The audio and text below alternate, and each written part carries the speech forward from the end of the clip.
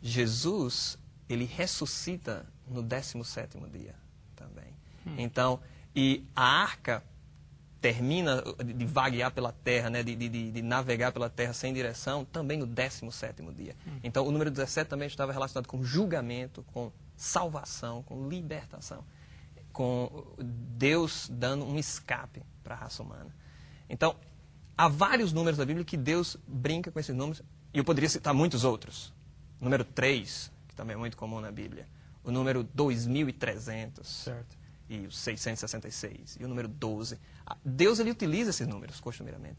E apesar de várias pessoas falarem que eu não gosto de matemática, mas elas têm que utilizar matemática. Matemática é algo que está presente na nossa estrutura, no nosso meio. Nós precisamos de matemática para entender esse universo.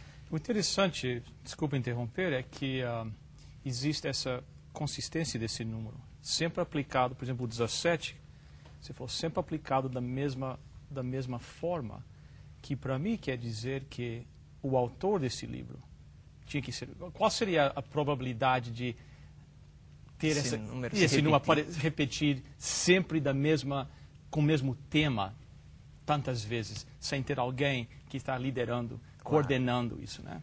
Isso é uma prova de que há uma mente superior por trás disso tudo, né? Tem que haver. Não, Deus, a maneira como ele utiliza a matemática dentro da Bíblia, há vários estudiosos, há livros escritos sobre isso, matemática dentro da Bíblia. E o que eu estou comentando aqui não é aquela matemática que algumas pessoas falam por aí, que se você pegar as letras em hebraico e converter em números, você vai encontrar certos códigos e coisas. Não é esse código. Porque tem essa ideia por aí que tem esse código, que Deus tem umas mensagens secretas na Bíblia, etc., através de código. Não é isso que nós estamos falando. Não, é pura matemática. A matemática que a raça humana entende. A matemática que nós podemos, ao analisar a natureza, aprender.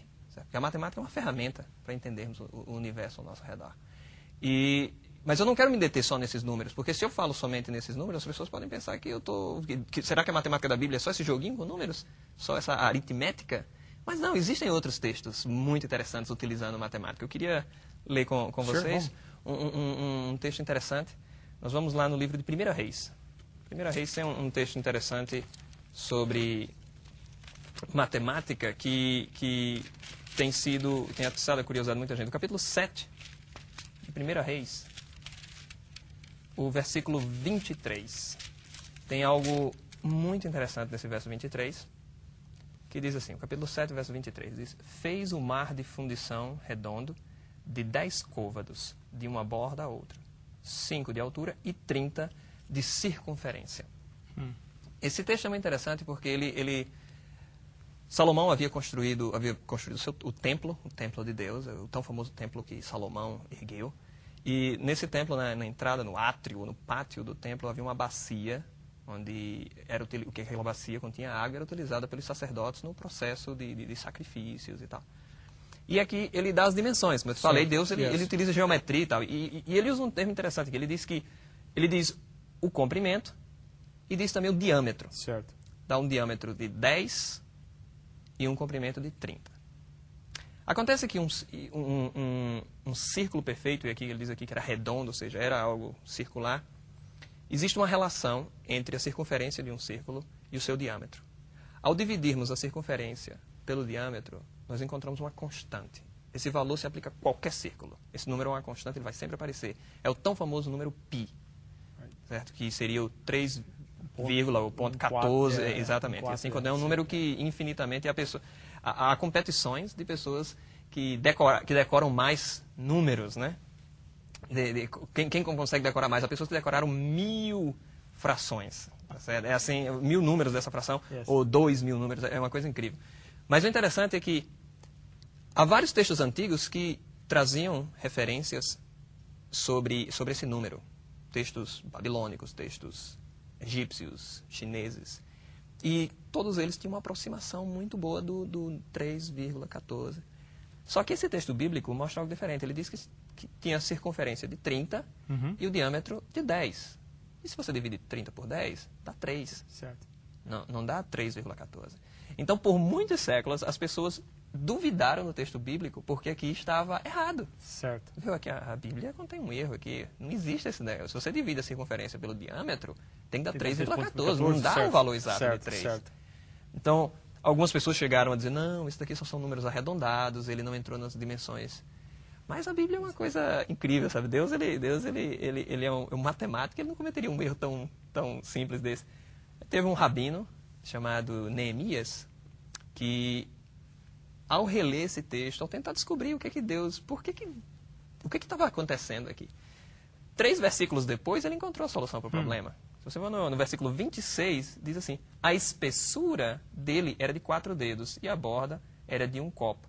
Como flor de lírio, ele levava 2.000 batos. Então nós temos aqui as medidas que eram utilizadas na época, mas o interessante é que ele percebeu que aquela bacia tinha uma certa espessura na parede. E agora ele adiciona o valor dessa espessura ao diâmetro. Okay. Então ele percebeu que, na verdade, estava havendo uma dimensão era tirada da parte externa do círculo e a outra da parte interna. Certo. Ao adicionar e ao dividir novamente, ele conseguiu o valor 3,14. Então, eu acho lindo isso, eu acho muito bonito de Deus colocar esses textos bíblicos. Deus, ele é aquele professor que quer que a gente aprenda. E a gente só aprende estudando. Certo? A gente só aprende pesquisando, indo atrás, tentando descobrir. Mas não é só isso. Não é só isso. Tem muito mais dentro da Bíblia sobre matemática. E, como eu disse no início, Deus ele nos desafia. Ele diz, olha, vocês têm que... E uma das coisas que eu descobri, que na verdade lendo artigos de outros cientistas cristãos e pessoas que estudaram a Bíblia com bastante afinco, existe um certo parâmetro, não diria parâmetro, mas uma certa expressão matemática que é o que nós chamamos de uma exponencial. No livro de Gênesis, eu acho que não existe nenhum texto antigo que tenha uma descrição tão exata e tão bonita de um decaimento exponencial. Certo? Algo que, no lugar, que, em vez de cair linearmente, ele cai como exponencial. E esse número, isso é coisa relativamente moderna. Decaimento exponencial, o desenvolvimento da matemática nessa área exponencial é algo relativamente moderno. E o interessante é que se nós investigarmos os primeiros capítulos da Bíblia, quando vem falando da longevidade dos patriarcas, os primeiros Adão e Sete, e todos, Enoque e Noé, aquelas pessoas viviam 900 anos, 950 anos. Certo. Até um outro assunto que nós poderíamos discutir, mas o impressionante desse texto é que, logo após o dilúvio, a Bíblia começa a relatar uma queda na idade ou no período de vida, quantos anos essas pessoas podiam viver. E essa queda, por exemplo, o Noé viveu 900 e tantos anos, o seu filho já viveu 600, o neto de Noé já viveu 400. E esse decaimento, os matemáticos, ao tomarem esses números e plotarem, ou escreverem um gráfico, né, desenharem um gráfico, a partir desses números, eles viram a curva de decaimento exponencial perfeita. Os números se relacionando entre si de maneira perfeita, que eles ficaram assim, ou Moisés, porque foi Moisés que escreveu o livro de Gênesis, ou Moisés descreve números que são realmente precisos, são verdadeiros, ou ele foi o maior matemático da época para poder forjar tais números. E algo que está sendo descoberto agora. Exatamente, algo que nós começamos a... E esses dados, esses mesmos dados que se enquadram muito bem nesse decaimento exponencial, eles, ao estudarmos nos dias de hoje, quedas exponenciais, eles são muito comparáveis. Então, essa aproximação, essa comparação entre esses dados mostra que, olha, ou Moisés escreveu algo que realmente ocorreu, e nós temos agora de descobrir como é que pessoas poderiam viver 950 anos naquela época, e por que razões essa queda houve, e a Bíblia dá razões para isso. Certo. Por que ocorreu essa queda na idade das pessoas, e também o limite em que essa idade chegou. Eu lembro que participando de uma conferência sobre bioengenharia, eu estava na Itália e no início da conferência um dos professores foi convidado à frente e lhe foi feita a pergunta: com todo o desenvolvimento científico que nós temos hoje, quantos anos a raça humana poderá viver? Com todo o desenvolvimento da medicina. E aquele cientista disse, olha, o limite teórico para a humanidade é de 120 anos. Depois de muito desenvolvimento científico, foi finalmente estabelecido esse número. E eu quase que levantava minha mão e dizia, olha, não precisava muito dinheiro com pesquisa com isso, não. A Bíblia, no capítulo 6 de Gênesis, fala, e os dias do homem serão 120 anos. Então, Deus, ele fala, ele usa matemática, ele joga matemática na Bíblia, ele joga matemática em cima da gente. E se nós utilizássemos a Bíblia para ensinar matemática para as pessoas, talvez as pessoas tivessem mais curiosidade ainda de aprender mais e mais da Bíblia. Muito interessante, doutor Revelino. Será que existe algo que sem a matemática não daria para entender na Bíblia? Eu creio que uma das coisas que sem matemática fica muito complicado de se entender é a própria natureza de Deus. Por exemplo, se eu